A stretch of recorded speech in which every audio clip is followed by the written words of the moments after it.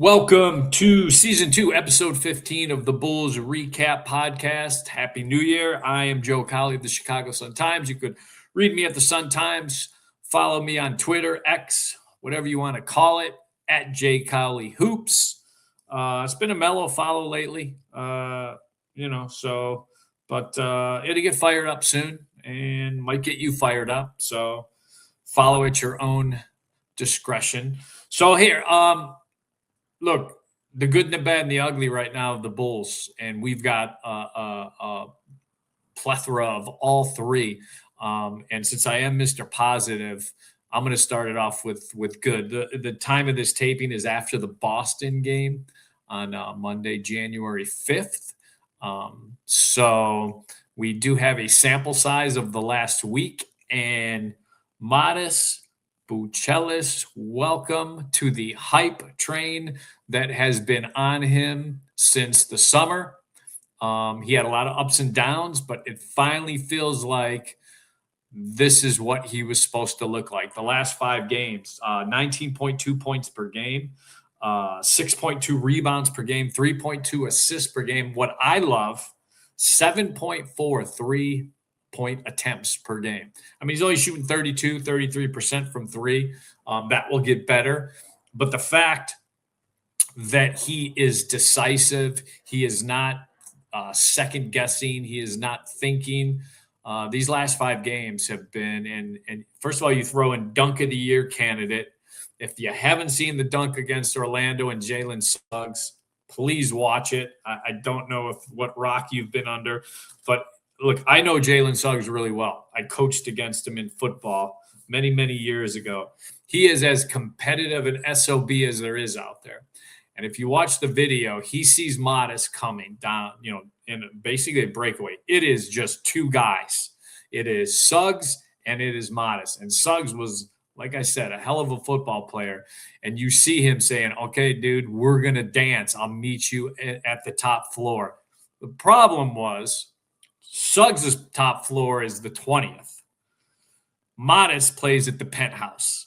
And he tried to time him up. And 6'8", 6'9", and a white dude that could freaking jump out of the gym, I think he kind of underestimated him. And so that was dunk of the year. And that was only a part. Look, that was a piece of what he's done well and why Bulls fans should be excited in a season of mediocrity and less than mediocrity and very little to be excited about. We had a chance to talk to Modest the other day about what's been going on. Why are these five games? Why are they consistent? What is he doing? What's different? We also talked to some of his teammates and his coach about it.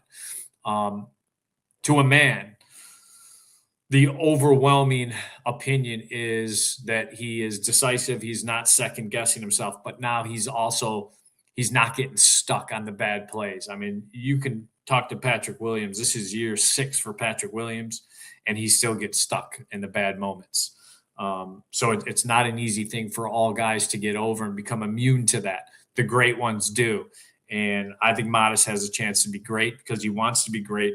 But if you look at what he's done and just the attitude in which he's done it, this is exciting. In a year where there's not a lot to grab onto, this is exciting. So that's the main thing. Kobe White said, the vets talk to him. They let him know that they're confident in him, and they let him know a lot lately, stop beating yourself up for bad plays. Flip the page, get to the next play. He's done that. That's a huge step in the developmental process for a guy who didn't play college basketball. He played G League Ignite. That was just 13th grade with beers. I mean, that's all that was. They rolled the ball out. There wasn't a lot of coaching. The guys that played there for G League Ignite that one year did not really develop a lot. If you look at the draft and the guys that were also on that team with Modest. So great athletes, just not taught to be good basketball players. So he basically just took a redshirt year of playing playground basketball. And so this has been a huge, huge, huge jump for him. And now it's, can you keep it up? You've shown it now. You showed flashes of it. Now you've shown some consistency of it over a 10-day period, a 2-week period. Now can you be that guy rest of the year? Obviously, and this will bleed into the bad because we're doing the good, the bad, and the ugly. This will bleed to the bad. Obviously, with Josh Giddy in street clothes, with Kobe White in street clothes for 3 of the games, and now back, but out of minutes restriction, and wasn't even starting his first game back. And then obviously Zach Collins. Not that Collins steals shots, but Giddy and Kobe White do take shots away from what Modest has been doing. They're gone. That obstacle isn't in the way. He's been the second highest scorer behind Vooch, and only slightly. Vooch is 20 a game, and like I said, Modest is 19.2. So that's been good to see. That's something 2026, the rest of this season, you could hang your hat on and say, okay, there's not a lot that makes me excited about this team where I don't want to vomit in a can. This guy, as of right now, this guy is someone you could grab onto and say, okay, we got hope. We got Josh Giddy locked up to a contract. We got Modest playing like that. Those are 2 pillars moving forward in a sea of uncertainty. So that's been the good. The bad, I talked about the injuries, Giddy, Kobe. The Giddy thing I'm not worried about. He's fine. He's locked in. He knows he's not going anywhere. It's a hamstring. They're going to be extra cautious with it. They're not a playoff push, regardless of what Arturas Karnisovas wants to pretend in fantasy land. They are just a team that is kind of just meandering through this Eastern Conference with probably about 4 or 5 other teams in their area code. And it's not a fun area code. It's a cul-de-sac next to a dumpster. So the Giddy injury, I'm not worried about. They'll take their time with him. He hasn't started running full sprints yet. He's shooting. He's doing some things. They'll reevaluate him in another week. And if everything goes well, then they'll put him on, get him ramped up. That may take another week. So I'm saying probably 3rd week of January would be best case scenario for Giddy. Zach Collins, big week for him. He gets reevaluated at the end of this week with the sprained toe. They'll have a better idea on him. But, Vooch and Jalen Smith, I think, have been holding things down. Jalen Smith's in concussion protocol. They don't feel there's any reason he won't be out of that shortly. But the Kobe White thing, this is what's bad. This is the 3rd time the calf has popped up. It's not the right calf strain from the summer that cost him 3 months and 11 regular season games and conditioning and just has thrown his entire season off kilter. Then the left one had some tightness. They had to shut him down for that. Came back. They shut him down for 3 games, came back. Everything's going well. They play him in a back-to-back. Very next game after the back-to-back, he checked out. He was fine. Felt tightness against Minnesota, had to come out. Now it's back to the right calf. So another 3 games.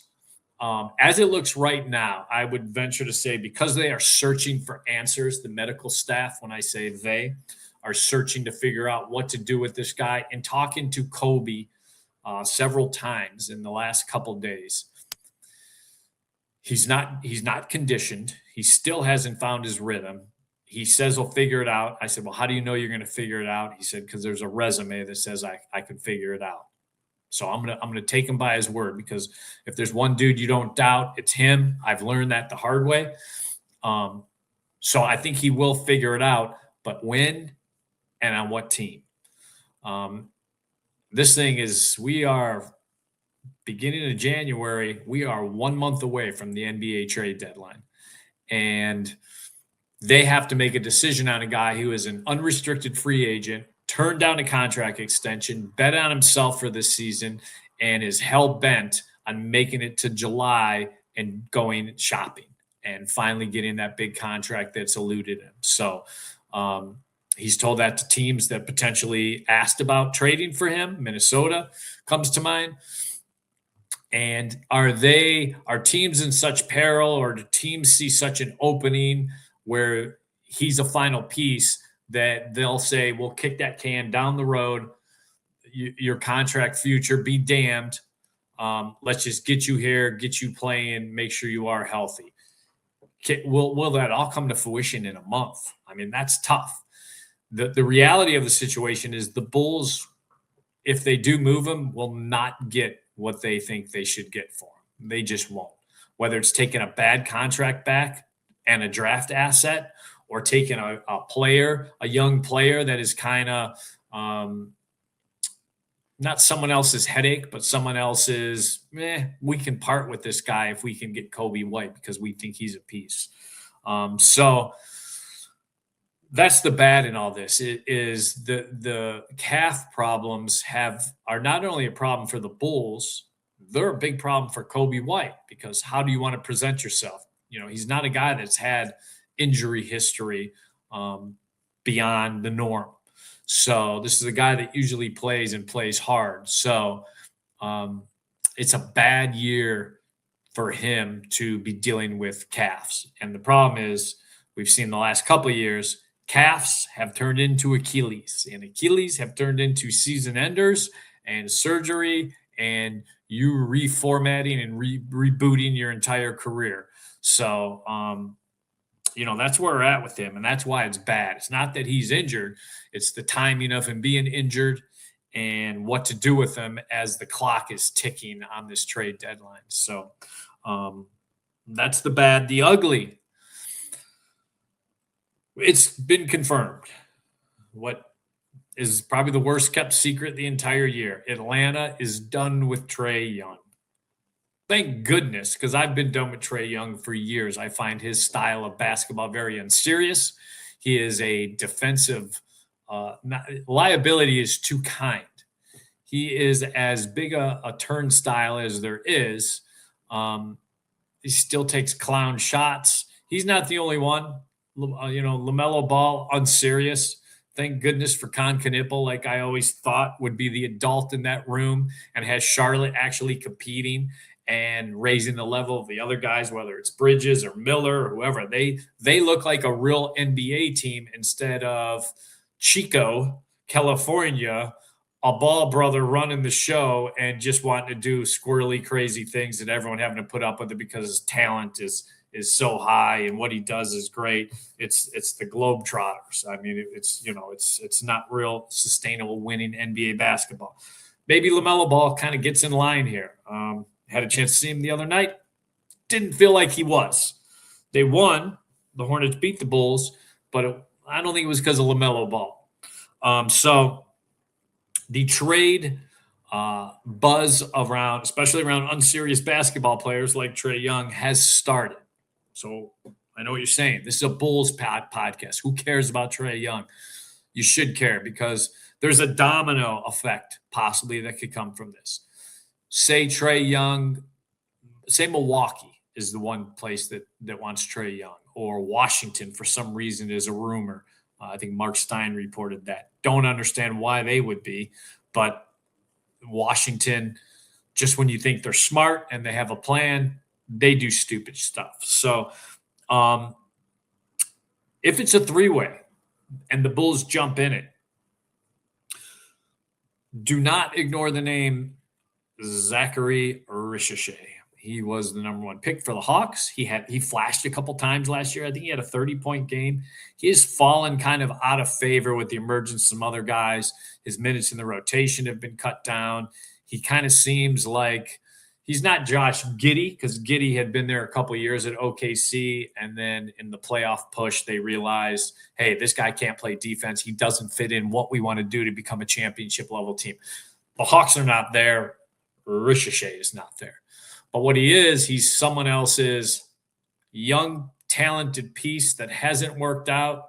He's a Euro for some reason. Arturis is trying to collect as many Euros as he can, but okay. Or as many non-American basketball players, it seems. Okay. Maybe he helps Essengay, because both French players. And his development, I don't know. But if there's a three-way, that's how, and Kobe White could go to Atlanta. So, there have to be another team involved. But this is the ugly that is happening right now, is unserious basketball players are suddenly being finally realized by the organization that, you know what, we put up with this for a lot of years. We got to try moving it. And it's a $45, $50 million contract that they're trying to move. Good luck. It's going to be very difficult. I give Atlanta credit. They are making it public. They are working with Trey Young and finding him a spot that he wants to go to. Charlotte is not there with LaMelo Ball. There is no, there was a couple rumors earlier in the year that they would look to ship him, but his contract is huge. Good luck with that. They may have to let that run its course a couple more times. Another name to keep an eye on. Old Bull Zach LaVine coming back to the East. Does Atlanta try making a deal with Sacramento and send Trey Young there? Our bad contract for your bad contract. Zach's always been a hawk killer. I don't know exactly how he fits in because he's not a pure point guard, and they still would need somebody that's more of a ball handler, but he could play the point guard for him. He's a better defender than Trey Young, and you don't really say that about a lot of comps when you're talking about Zach LaVine, but he's definitely a better defender. So, and Atlanta seems to really feel like they have young pieces that are ready to make a playoff push, but they have this anchor, this weight of an unserious guy holding them down. So that's the ugly. That's the good, the bad, and the ugly. To flip the calendar to 26. So let's go to the island. It all feeds into each other. If the Atlanta Hawks have decided it's time for us to do something, if teams like Washington are saying it's time for us to do something, how the hell can the Bulls and Arturas Karnisovas not say it's time for us to do something? They cannot just ride this out the next month and say we didn't get what we wanted. We didn't like the deals out there, because you're going to take a bad deal. When you overhold your assets and you don't fold your hand when you should, or you try and play a hand that you shouldn't, this is what it looks like. You are going to get caught with bringing back stuff you don't love. It is not going to be pennies on the dollar. It is probably less than that. And you have to be okay with that. You have to say, what's the most we can get? Can we get a couple second-round picks and possibly a young player that we can take a we'll see flyer on? That might be it. That might be what Kobe White brings back. If you can package it and find something bigger, whether it's Vooch, Collins, Herter, whatever it is, whatever you have to do, Javon Carter, if you have to kick that $6-7 million contract in for somebody, you just do it. You have to. You cannot continue running this stagnant product out. It's not fair for the players that are on the roster. More importantly, it is not fair for this fan base who, when you look around the United Center, yeah, some of the suites are dark, but for the most part, the seats are filled. Asses are in the seats. So it is not fair for them to continue just to pretend this fantasy of competitive integrity that you could keep running it out. You can't. Please do something. It's time. The teams around you, teams worse than you, understand that they have to do something. Everything in the Eastern Conference from the middle down is screaming, do whatever you can to get out of this. So, it's on Arturas now. He's a lot smarter than I am. So, all right, let's go to the list. A couple months ago, I did let's redraft the sophomore class. And I want to say Modest was maybe third or fourth at the time. It's time to redo that list. Just watching, first of all, he's probably the most available and the most durable so far out of that group. That goes without saying. Castle, he's played 26, 27 games, whatever it is. That's fine. Alex Sarr's missed some games. Modest by far has been the most durable. And over the last week to 10 days, maybe even 2 weeks, you could argue he's probably been the best player out of that class. I think he's the leading scorer out of that class the last 2 weeks. But so if I had to redraft it right now, I'd still go Castle number one. I still think he is a star in the making. The Spurs are playing really good basketball. They're probably a year ahead of what was projected. Castle is a big reason why. When he plays, he is. I mean, obviously, he has the monster that is Wemby. When you play alongside that, but I mean, even last year when Wemby was shut down, Castle really flashed. There's something about him. He's just a fearless, doesn't care about the moment type of player. So I'd still go him number one by an inch. I mean, this thing is close. Number two is Modest, who I talked about earlier. I think is finally coming into his own. I'd probably say he's might even have a higher ceiling than Castle because the developing 3-point shot at 6'9", the ability to attack the rim, and not that Castle doesn't attack the rim. He's also vicious at the rim. But the piece that Modest adds is shot blocking. He's still leading the Bulls in shot blocking. And I don't even think he's had a great shot blocking month. I think he's been okay. But he's added to the rebounds, which I think is huge. And like I said, I think his ceiling is a little bit higher as far as just raw all-around talent. Number three, still Alex Sarr. I mean, I think the film's out on him. He's been not as good as he was the first 6 weeks of the season. A.J. Mitchell from OKC. I put him 4. I'd like to see him somewhere else, what he would look like. Obviously, he's just but I mean, he's putting up numbers, and that's a hard team to fight minutes for and put up numbers. So credit to him. And then number 5, Reed Shepard. I'm a big Shepard guy. We talked about Shepard a couple times in the summer as a possible trade for the Bulls when Fred VanVleet went down, if they would try and acquire a guard, a Kobe White, an Io, would Reed Shepard, would they part with him? They did not. We're starting to see why. I love Reed Shepard. He's not a great defender, but I think he's got great hands. I think he's a great deflection type guy that causes chaos. He doesn't have defensive footwork to get in front of guys, but I do think his hands are so good that he can mess up plays. I think all his numbers are improving. And again, he is a 4th option, 5th option on that team. And you're starting to see him flash some nights and take that role. He's kind of a combo guard like Kobe, probably more of an off guard than Kobe is. But yeah, I got him number 5. So that's the list. Redraft, Modest, congratulations. You are up to number 2 with a little asterisk. Maybe in a couple months, end of the season, you could be number 1. Finally, before I get off this thing, I want to tell a quick story. So my dad passed this past weekend, and it is Bulls related. The one thing about my dad, he likes Cleveland sports. You know, I'm from Cleveland. He's from, they still live in Cleveland. Guardians, he still calls them the Indians because that's the generation. Browns, and that's it. That's all he cares about. He knows I cover the Chicago Bulls, but he doesn't.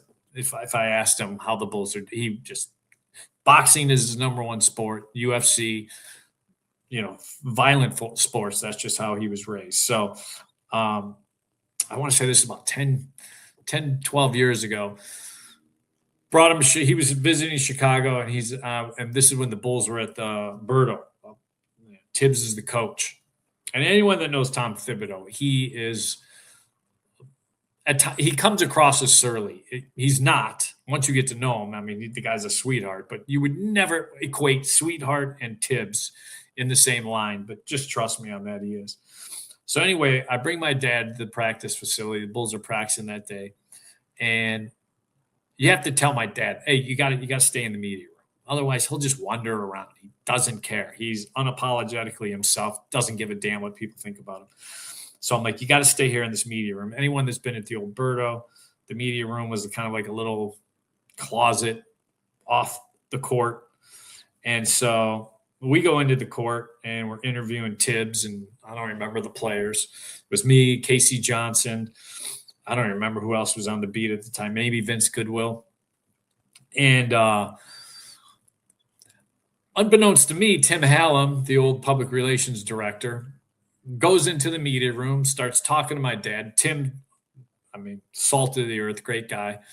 And he's like, yeah, I guess I wasn't part of this conversation. Do you want to come and see the practice floor and see what your son's doing, blah, blah, blah. Yeah, my dad doesn't care.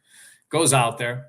Now, my dad, besides being a black belt in karate, way back in the day. Huge magic, loves doing magic. He really was really good. I mean, he's good. Not like just like card tricks, a bunch of stuff, but he always has magic tricks on him. So he walks up to the first person that he sees, doesn't care who it is. And Casey Johnson and I are off to the side. I don't remember who we were talking to. And Casey's like, oh, this might not end well. We look over. My dad's doing magic tricks for Tom Thibodeau. Tibs, I don't know if Tibs knew who he was. Maybe Tim introduced him. I don't know. And I'm like, Tom Thibodeau during the season is not a guy you do magic tricks for. And God bless him, my dad must have done magic tricks for about 15 minutes with Tibs. Tibs did not move. He just sat there. And the tricks were good. So maybe that was part of it. And then, so I finally walk over. I'm like, all right, I got to go rescue Tibs from my pops. He's probably like, why is this guy who looks like Polly Walnuts? Why is he doing magic tricks this long? I got to go watch film. So I go over there. I'm like, all right, Pops, we got to go. Got to let Tom get back to work. And Tom was like laughing. And no, it was great. Enjoyed it. My dad doesn't even know his name. He goes, all right, hope you liked it. He shook his hand. He goes, good luck with the Cubs this year, and walks away. And I looked at Tibs and I was like, Cubs, Bulls, what the hell's the difference, huh? And Tibs just laughed and walked away. So that was my dad's meeting Tibs Bulls story. I just thought of it this week. Obviously, a lot of memories going through. So, yeah, so that's it. Until next week, I got next.